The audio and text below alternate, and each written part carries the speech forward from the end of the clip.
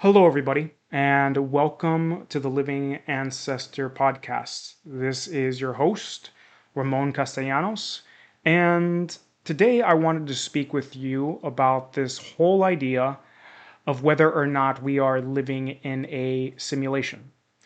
But more so, actually, what I want to discuss with you is that some people actually are living in a simulation and some are not. Now, if you're approaching this with a very materialistic, rational bent, then you might ask how that's possible. It might seem to present a kind of paradox because, as far as this theory is presented, people either are living in a simulation, that is, that this is a simulated universe and not a real world, or people aren't. And from a very materialistic, physicalized perspective of this idea, then you would be right. That really wouldn't be possible that some people are and some people aren't. However, this whole notion that we are living in some kind of advanced piece of software is in and of itself a artifact of the machine mythos, which I have talked about a lot recently in various podcasts, and is something that at the moment I feel is really important to continue to point out. And at some point, I will move on and start talking a little bit more deeply about other topics. But for now, we have to realize that we are living in a time and a place in which the superiority of machines is proposed, especially above biological life. We live in a time of the machine mythos. And for those of you who aren't familiar with the term, who might just be tuning into this podcast, curious about the title, the machine mythos is this idea that we are machine like. That is, that machines represent some underlying core architecture or structure of the universe that we are just now currently stumbling upon in a sense. So it places mechanics above biology. It places the machine above the living. And it also points us towards this transhumanist current that I have also spoken about, which is that the eventual goal of working with AI and advanced technology is to basically turn humans into cyborgs who eventually escape physicality. Now, whether or not that's actually possible is really up for debate. But it's what's currently happening, and it's a major theme, and especially relevant now that people are engaging really deeply with AI on a consistent basis. Even I engage with AI. But this notion that we live in some simulated universe, especially in the context of it being a physical reality, that is, that we're actually inside of a machine right now, is an artifact of this materialistic perspective that sees the world as simply dead matter. And what I want to propose to you is actually this idea of living in a simulation is more of a state of being, a state of consciousness, and a state of embodied experience that a large part of the population is actually in right now. And that there are many people who are actually not in a simulation. And we're going to talk about what differentiates these two states of being. Because I can tell you this, I don't live in a simulation, and I know many people who also do not live in a simulation, but I see many humans that do. And this simulation is one in which our embodied experience is very fragmented. Now, why is that the case? Well, the notion of a simulation is one in which someone's mind has been uploaded into some kind of a program. Yes? It's speaking directly to consciousness, not to body. Because in this context, there is no body. The body is some kind of an illusory program, basically. And the only thing that is real is a mind, because somewhere in this other universe that people got injected into a program, that's where the bodies are at, kind of like the Matrix. So, this state of being is one that is reflected in how someone feels about the world. Feeling, that is, whether or not they are embodied enough to be in touch with the reality that is here and now in a way that's very palpable, very visceral, very physical. And all of this is reflective of the state of modern culture and modern people. So, our culture is one that is very materialistic, meaning that it sees and perceives the physical world as all there is. Simultaneously, it views the physical world as inanimate, meaning that it's not alive. Whereas indigenous and traditional cultures all around the world saw the world as a subset, this world as a piece of a greater world that was imbued with spiritual and soul forces, and that this world in and of itself was also animated and alive, meaning that everything in it is imbued with a kind of life force. So, because we live in this materialistic culture that perceives the world being inhabited by dead matter, and simultaneously have a very disembodied culture, meaning that people are not truly in touch with their physicality. They're not in touch with their senses. They're not in touch with the subtle, nuanced currents of energy moving through the little tiny channels of their body, their toes, their fingers, the deep viscera and organs. But more so that we have a culture that's orientated towards the head, towards the mind, towards abstraction, and that spends a lot of time on computers, on cell phones, on video games, on software, on coding, on all these things that aren't actually the physical world. You encounter people who, from a consciousness perspective, are living in limbo, right? There's this understanding that the physical world is all there is and it's empty, and they cannot even fully inhabit the physicality. So, what does that leave people then to do when a lot of what fills their consciousness is also simulated and virtual? Well, it leads them to live in a simulation of the world. This is also amplified by the fact that people are not connected to the things that inherently make a human body, which is the ancestral.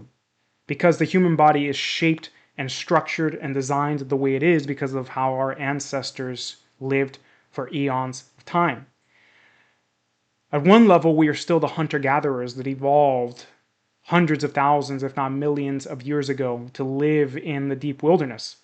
And in that context, my friends, the human being is a very different creature than the humans you encounter day to day. Those are people who are deeply attuned, like an animal, like all the animals that you know of and encounter, to the world around them, who are fundamentally way more physicalized than we are, and who are encountering the natural world in all of its intensity and all of its glory and all of its terror on a consistent basis. Now, I lived in the wilderness at Wild Spirit Wolf Sanctuary up in the mountains of New Mexico for over a decade. And I had some very intense experiences with the natural world out there, from getting stuck in blizzards to monsoons to broiling sun on my skin for hours and hours and hours, doing construction in the deep winter. I mean, all sorts of things. Encountering beautiful things too, as well, right? The wolves that were there, the frogs that would come alive when the lightning would strike the earth and shake them out of their hibernation, the birds, and the relationships I built with a lot of the wild animals that lived out there and that I got to know. And the coyotes, like banshees in the night, yelling. It was a very vivid time in my life. And even that was nowhere near as intense as it is for people who are literally steeped in the natural world 24/7 with no conception of modern technology, who their lives involve literally taking down large game, putting their lives at risk, and then literally butchering with guts and blood, and then cooking with fire, and having to carry water, and being afraid of predators that are all around them. It creates a very different kind of being, especially also one who lives in a communal culture, who's surrounded by people who love them on a consistent basis, and to belong to a group, and to not be nearly as traumatized or as wounded or as disembodied as we are today as a culture. Now, I can say all of this, and people's minds, and of course your mind, even my mind, right, goes, yeah, I understand that, but realistically, we can only kind of guess at how embodied that kind of state is in compared to us. Today, in modern culture, if we were looking at this as a kind of spectrum effect, and that orientation, those ways of being, the ways that they moved, the ways that they ate and what they ate, the way that they were connected to the land, and everything that was going on a sensorial level, all of that is in some ways largely missing from modern people. So not only do we have a modern person who lives in a culture that sees a mechanical universe that represents all there is, that is fundamentally dead and without matter, or without spirit, in a body, or in a sense of a body that is disembodied, but then also that body at a practical level is missing all of these core elements that make people human. So those humans are in many ways living in a kind of simulation. They're not really at the level of felt experience in this world. Not truly. They're in a kind of limbo state, a virtual representation of this world. And now let's take this simulation thing even further and point out how it actually places the universe at the foot of the human being, in a sense that, what about all of the animals that currently exist? The rats, and the centipedes, and the lizards, and the fish, and the elephants, and the zebras, and the cats. All of these creatures. And what about the plants and the trees that also exist in the universe? What about the fungi and the bacteria and all of these living forces and living beings that surround us, which are obviously alive? Separating this out from animism, which perceives even the kitchen table that I'm currently seated at as alive as well.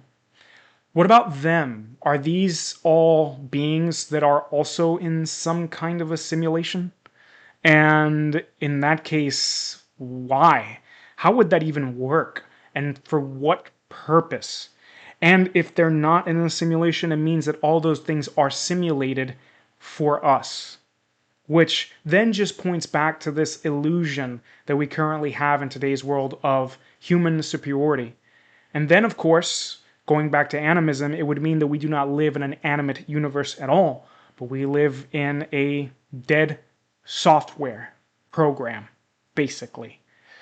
At least as in this is currently presented, because from an animate perspective, everything is imbued with consciousness, and everything is breathing the breath of life, and everything also has its own story and its own life, and we're in relationality with everything else. So Joshua Schrei, who creates the Emerald Podcast, has gone as far as to say that animism is normative consciousness, meaning it's the normal way for humans to perceive, because our ancestors so deeply apprehended the animate nature of the world that it's literally imbued into the human design to perceive the world through an animate perspective. And when we don't, it's simply that there is currently an evolutionary mismatch between the world that we evolved to be in and the context that we evolved for as a tribal indigenous species fundamentally, and the modern world that we currently have today. Despite the fact that animate traditions still exist all over the world. But the key here is to understand that when a human being is steeped in the natural world on a consistent basis and has a deeply embodied sense of their place in it, then what emerges out of that is the opposite of the notion that we live in a simulation. More so, we get that we live in a universe that is living and breathing and imbued with spirit and soul, and that is multi-dimensional, and that beings can move through these dimensions with ease because everything is fundamentally connected at a deeper level of sense. Meaning that this is a universe or even a multiverse that has to do with sensing, with beings sensing one another or sensing currents of energy. Whereas a simulated universe is more about thinking and processing at the level of abstraction, which is where most people find themselves in these days, whether they recognize it or not. They're not really tuned in and synchronized with the world around them. You notice this wherever you go. You go to a grocery store and it's almost like people don't even see each other. We actually used to have a saying out at the wolf sanctuary when someone would miss something totally obvious, that if it were a snake, it would have bitten you. And I myself was almost bitten by snakes multiple times out there because I just didn't notice them. They were so well hidden and I was focused on some other task. But there was a time when everybody had to be deeply attuned to the snakes, as it were, because that was life or death. So when the world is one in which sensory awareness means life or death, our sense of the world is a very different place than the one we have now, where life or death is more about whether or not you get on a computer to do your job, to get a paycheck, and then go to the grocery store and get food. And now that I've spoken enough about this thread of how modern people are in a very different sense of body than ancient peoples and how that has led to two very different ways of orientating, I want to talk a little bit more about what it's like to move in the opposite direction of this simulation at a practical level.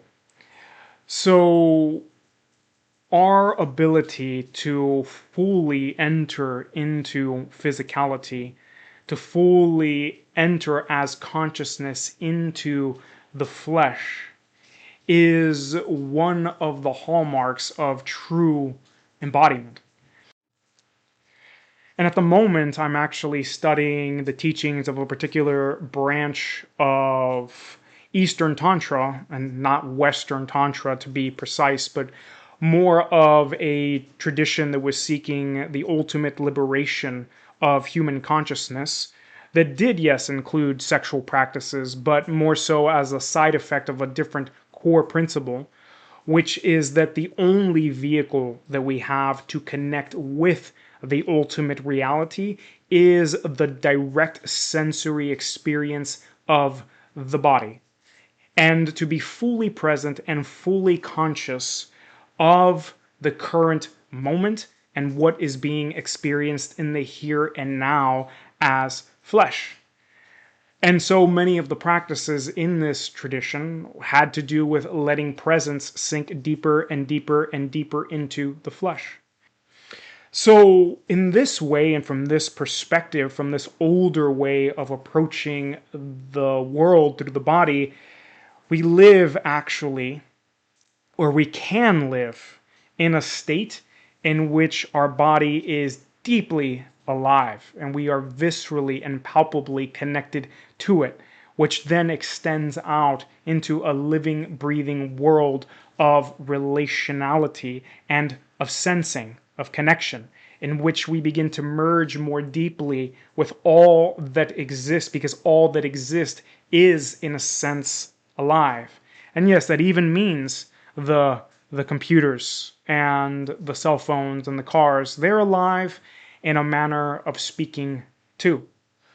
It's not though so much that the physical vessel that they have is some kind of a problem. It's more so the conceptual frameworks built around machines and the state of experience and embodiment that people are in that has been facilitated by machines today, that creates this deep sense of disconnect that allows some people to live in a simulation. So, my friends, if you don't want to live in a simulation, then my advice is to perpetually enter into the flesh and connect into your body in ways that are multiple and plentiful. So, ways that generate pleasure in your body, things that just feel good. And I don't just mean sexual pleasure, which is immediately what people go to, but, stretch around and lounge around on the ground like a cat. Sip on the drinks that you have access to slowly and delicately, and smell your coffee or smell your tea, and really feel how it moves through your trachea and into your belly and warms your belly or even cools your belly. And when you're outside, feel the wind blowing on your skin and really pay attention to that and notice all of the different scintillations and oscillations that show up there. Go into bodies of water in nature if you can, or even in the shower, and really just feel the water flowing against you at the most subtle and tiny and nuanced levels to feel all of the richness of sensation. And then engage your body in ways that really bring you deep into your physicality, whatever kind of practice that is for you. And then, yes, have sex with reckless abandon in terms of ecstatic experience. Connect ecstatically to people, to passion and intensity and love. And feel what it is to breathe many times a day, just feeling your breath for the sake of feeling your breath. All of these things can start to pull you more deeply into the real world and away from a simulated experience of it. And I want to ask you if you actually feel that just you and now in that present moment with your body experiencing what you're experiencing is enough to be the ultimate reality, the way that a lot of traditions in the past contended that it was. And if not, then I want to ask you to reflect on why that is and what isn't enough about your lived experience in this moment now. Anyway, I want to leave you with that, my friends. I hope it's valuable. And if you appreciated this podcast, come and join me at my Substack called eatingancientvirtue.substack.com, which will be linked wherever you're currently listening to this podcast. All right, my friends, be well.